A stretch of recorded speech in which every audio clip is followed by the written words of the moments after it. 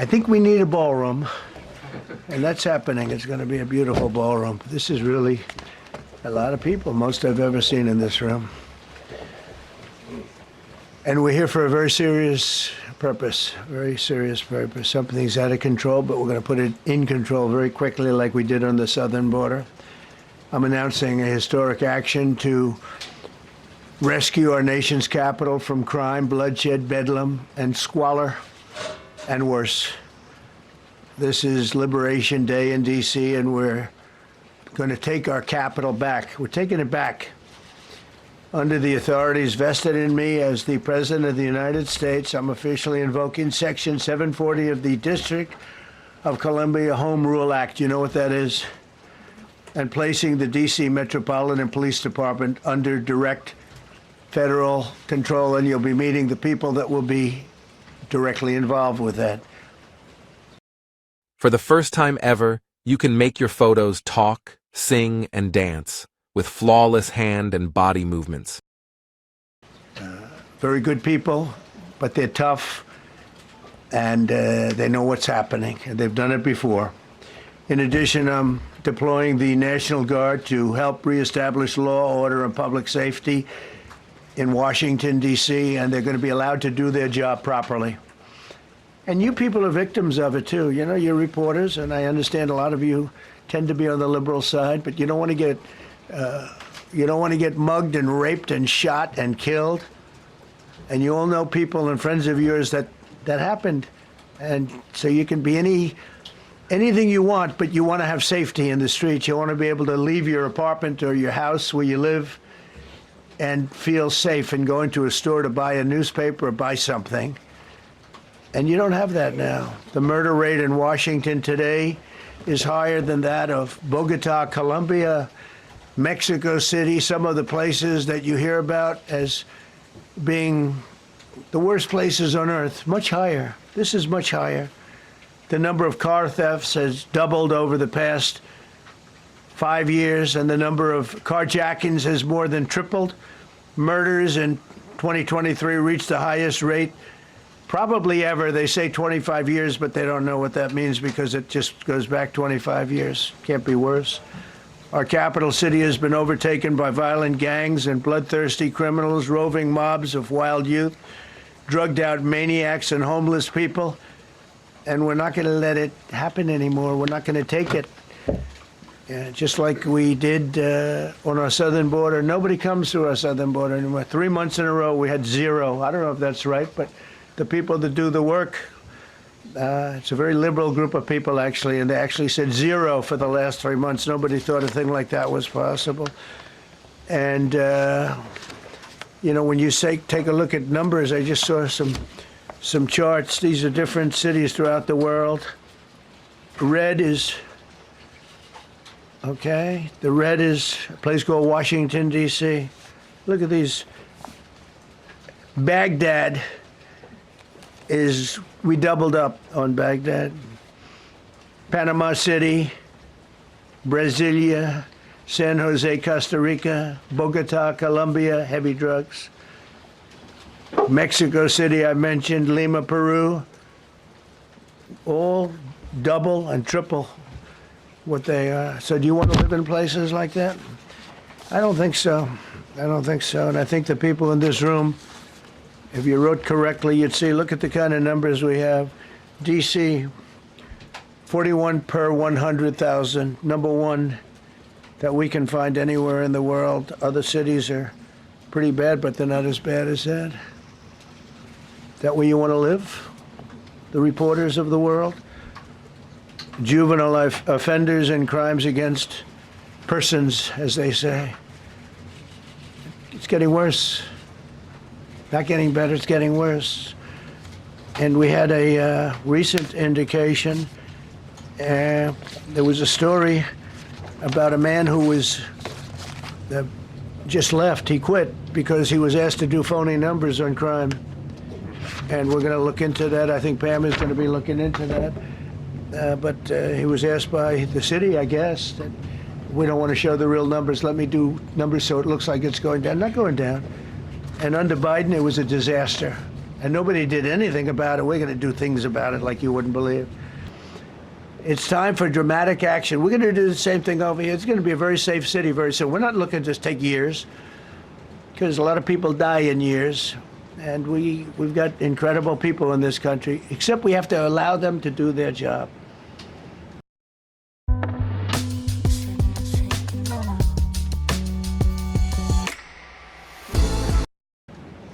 And that we will deliver like nobody's ever delivered before. I actually think it's easy. You know, if you're competent, it's easy. If you're incompetent, it's impossible. But I'm very competent. Last week, my administration surged 500 federal agents into the district, including from the FBI, ATF, DEA, Park Police, the U.S. Marshal Service, the Secret Service, and the Department of Homeland Security. You know, a lot of nations, they don't have anything like that. They got some police, and they're rough police. They don't have DEA, ATF, FBI, Park Police, the U.S. Marshal Service, Secret Service, Department of Homeland Security. They got some police, but they're rough police, and they do their job. They don't have crime. We're not going to have crime either. They made dozens of arrests, and that's what starts to happen. Again, cashless bail. Watch what we do with that. Today, we're formally declaring a public safety emergency. This is an emergency. This is a tragic emergency. And it's embarrassing for me to be up here. You know, I'm going to see Putin. I'm going to Russia on Friday. I don't like being up here talking about how unsafe and how dirty and disgusting this once beautiful capital was, with graffiti all over the walls. It's another part of it, by the way, because we're talking about safety, but we're also talking about beautification. We have the most beautiful, potentially, capital in the world. We always had. But people come from Iowa, they come from Indiana, they come and then they get mugged. Not going to happen. Keep coming, because by the time you get your trip set, it's going to be safe again, and it's going to be clean very quickly. We're going to replace the medians that are falling down all over the roads. We're going to replace the potholes. We're going to put a nice new coat of asphalt over the top. No, we don't have to rip the road out and spend 7 years building a new road because they cut everything. Because some designers said, well, we need a 1/4 of an inch more turn for safety reasons. No, we're going to do it right. We're going to get it done quickly. So today we're declaring public safety emergency in the District of Columbia, and Attorney General Pam Bondi, who's fantastic, is taking command of the Metropolitan Police Department as of this moment. And I'll be making the appropriate notifications to Congress and to the mayor, our new DEA administrator, who's one of the top in the country.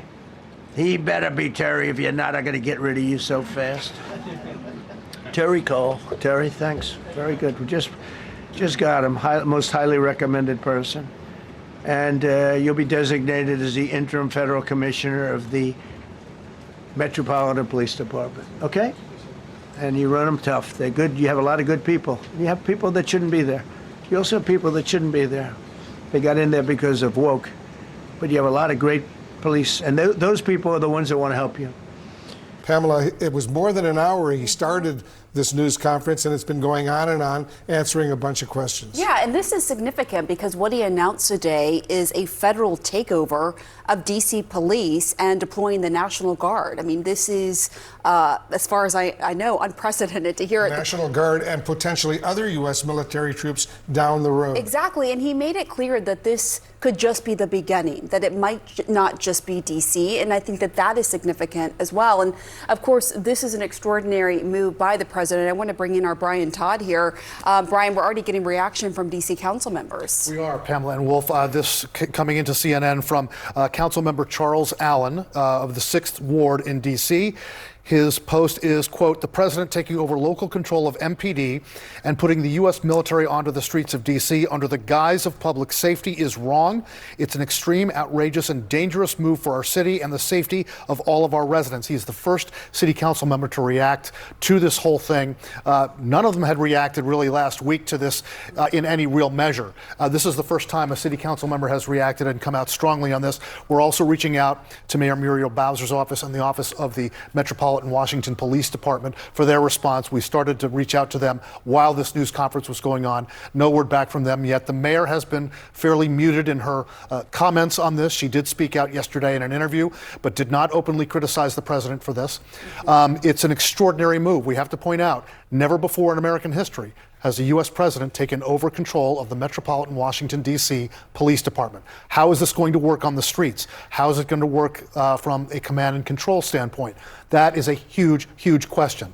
And of course, his threat to do this in other cities, we'll see how that plays out. I think you got to see how it really plays out here first. Right, obviously. and we should also note that he talked about moving the homeless population in D.C., Right. thousands of people Yes. far away without offering those specifics. He didn't say where they were going. I want to bring in our senior White House reporter, Kevin Liptak. Kevin, you've been monitoring this very, very closely. What jumps out at you?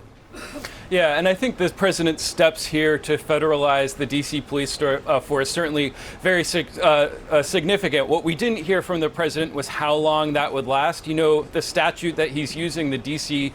Home Rule Act, allows for initial federalization for 48 hours before notifying Congress. He said that he was doing that. So beyond that, we don't know exactly how long it would last. The other thing that stuck out was the president raising open the possibility that he would use active duty troops as part of this effort, saying that they would be ready as needed to join the federal or National Guard to help support law enforcement in the city.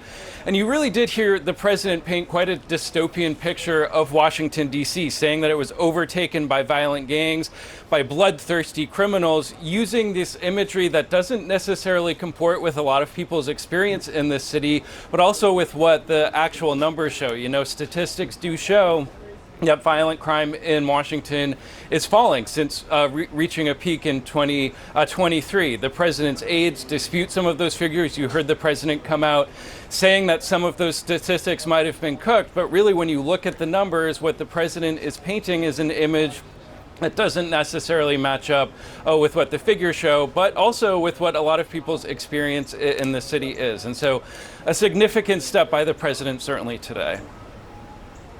All right, Kevin Liptak at the White House for us. Kevin, thank you very, very much.